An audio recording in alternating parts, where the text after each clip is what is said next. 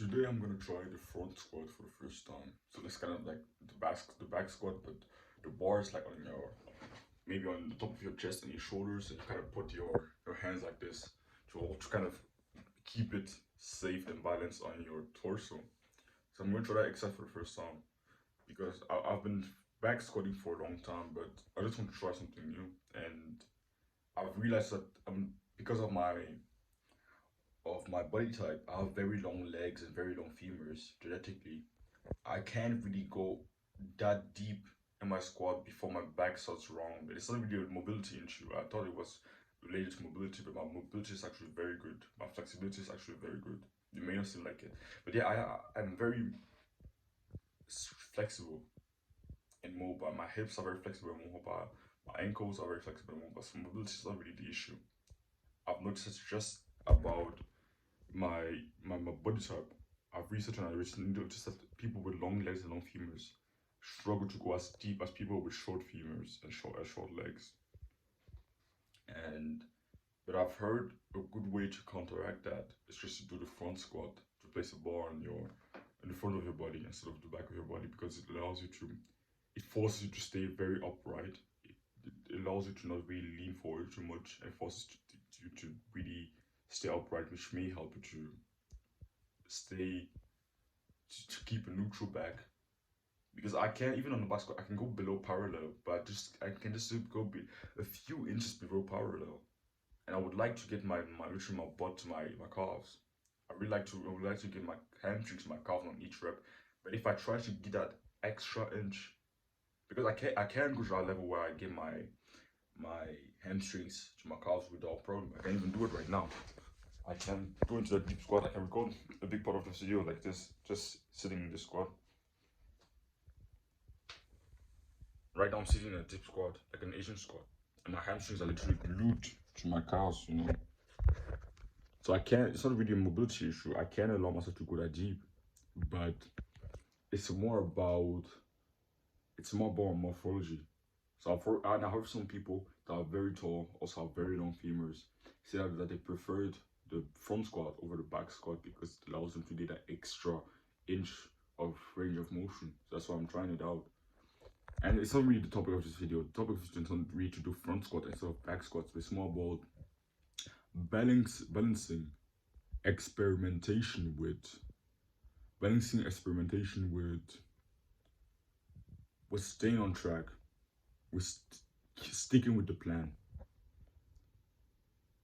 Because I think there's some people that can sometimes find themselves in extremes in both cases. Some people that will have what we call shiny object syndrome and will just try new things, and just keep switching exercises, find new exercises. Every session they do something new. Every session they do an exercise that they didn't do before. And then there's some people that notice that an exercise not be that good, that is pretty bad, but they don't want to switch at all. They don't want to switch, even though they know deep inside that the exercise is not really that good, but they really don't want to switch to something else. So you can find yourself in both extremes. A few people have shiny object syndrome, the type of people that will switch from business model to business model because they think the grass is green on the other side. And they will find people that will also stay and not change anything, even though it's obvious that there's a change that needs to be made. I noticed that I don't really switch exercise that much, but when I noticed that an exercise could be better for me, I could still enjoy it, and it could be better for my growth and my goals, I would try it. But I don't really switch exercise that much because I prefer to stay with the same exercises. I know it's important to stick to similar workout to be able to track my progress easily, to progressively overload without struggling. Because if I constantly try new exercise, I can't really accurately track my progress, and I can't really know if I actually progress over the long run because I'm constantly switching exercise to another exercise. So it's important to stick to the plan, but when you notice that a change needs to be made to achieve your goal faster, then do it. And it requires you to experiment. I've tried some leg exercises in my routine. I experimented with some leg exercises and I noticed that they weren't really that good. So I went back to another exercise that I used to do before. Maybe sometimes your experimentations will fail, but it's important to at least sometimes try when you notice that a change needs to be made. I don't think you should just try something new just for the sake of trying something new. But sometimes it's required to to experiment, to just know if the thing you're trying to try, the thing you're trying to do can help you achieve your goal faster. Wait, I'm gonna stand up. So like I said, mobility is not really the restriction for me not being able to go to that full range of motion because I can go to a full range of motion. But at the last part of the squat, my back isn't really neutral anymore. And it rounds a little bit. It's not like too crazy, but it rounds a little bit and it leaves that neutral position, which can expose my spine to a lot of load. And the spine not being something that you want to expose to a lot of load. It's not really good at all. I don't want to cause problems to my spine for no reason. So that's why I squat, I go just below parallel with the back squat because I just know at what point my back will start to round a little bit. So I stop at the exact point, just before that point where my back will start to round. And I know that because I've researched about the squat. A lot of people will just do an exercise, they won't research about it, and I'll just assume that they know all about it. But the squat is probably the most complicated motion to learn in the gym. Probably the most fucked up, like the exercise that most people mess up, in the gym, the squat. So you need to make your own research and then experiment. For me to be able to get to a level where my squat is pretty good, and I know all those things about my back rounding and all those things, it's because I've first researched a lot of things, and I experimented. I filmed myself squatting, and I saw, okay, maybe if I do this, my back will round less. Maybe if I do this and I do this and I do this. So I researched and then I experimented it. And I tried some things. I tried new things. I tried this thing. And at some point I gave up on the squat and I tried to do this like split squats instead of the back squat. And I came back to the back squat. And I've been doing the back squat for weeks now. But now I've noticed that I want to try maybe the front squat because it can help me to go deeper. And I've heard from many people that it's actually more quad dominant. And my main goal is actually to grow my quads through the squat. So I'm going to try it and see how it works. I'm going to try it for a few weeks and see if it's really good, if it really feels like it's a good exercise, if it's really good for my quads, if the progression potential is actually great. So all those things, I'm just willing to experiment. But I know the sweet spot between me experimenting for the sake of my goals and me experimenting just for the sake of my shiny object syndrome, trying to get more excitement. Because to be honest, right now I'm excited. I'm excited for the leg day because I'm going to try a new exercise. I'm going to try to change my primary exercise, and it's really exciting. I'm thinking to myself, yo, I'm kind of hyped up.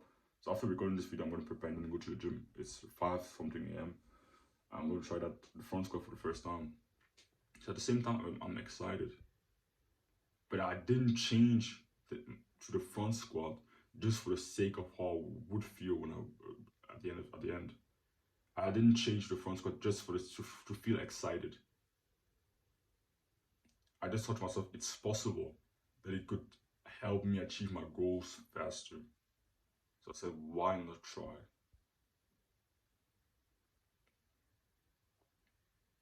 But like I said, that's the sweet spot because if you're trying to change things, to experiment with things just for the sake of excitement, that's when it could be shiny objects, just be shiny object syndrome. And of course, sometimes fun is an important part of anything we do. Sometimes you need to just change next to have fun. Of course, I don't say it's necessarily a bad thing. But if every week you're changing exercises just for the sake of having fun, it could lead you to some problems. It could lead you to your goals to suffer. Not it could, it would lead to your goals to suffer. If every week you're just trying a new exercise just for the sake of trying out the syndrome and being excited of your workouts. And it would just be better to find great exercise that you enjoy and just stick with them for a longer time. And variety is also important. Of course, there's some points where you just need to change exercise, even though that exercise was so effective. It would be best for you sometimes to just change exercise just for the sake of changing them, not just for enjoyment, but also for injury prevention and to avoid plateaus. So variety is also important.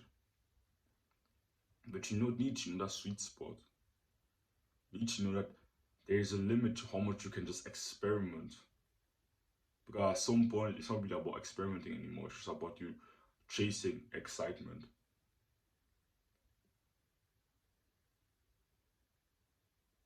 Sometimes it's just about doing the same thing over and over again. Even if some days you don't really necessarily feel like doing it. Doing the same things over and over again. And then experimenting. And then do repeat the same things over and over again. And then you experiment. And then you repeat the same things over and over again.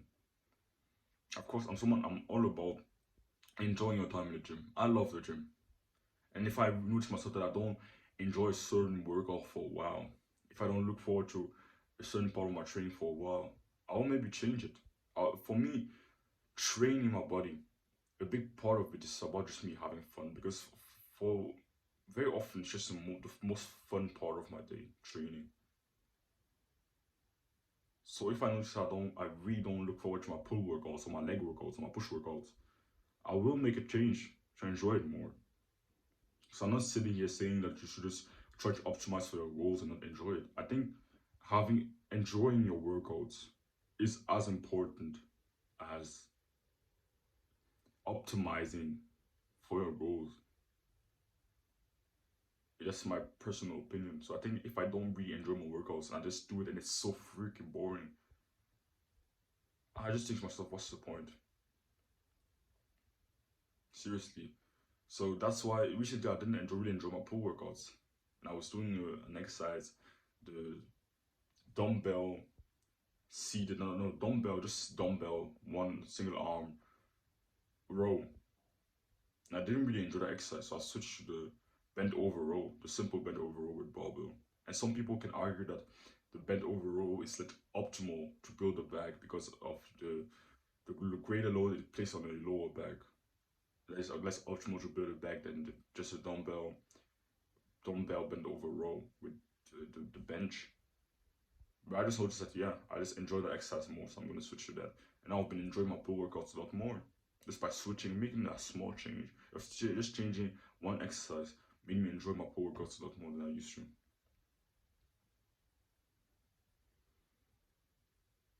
So I'm not someone who's trying to say that you shouldn't enjoy your training at all. That you should just maximize, just optimize everything and not regard or not consider your enjoyment of the training you do. But at the same time, you should also be careful. You should not let your monkey brain just branch around from one exercise to an exercise, or one business model to another business model. Because very often progress is made in the stage where you just repeat the same things over and over and over and over and over and over and keep just improving a little bit. Very often that's the stage where the most progress is going to be made. And sometimes to make more progress, you just require for you to just experiment with something new, experiment with something else. So we need to find out. I really don't like the word balance, but we need to find out balance between experimenting and sticking with the plan. So that's all I have to say. Don't run away from discomfort. Chase it.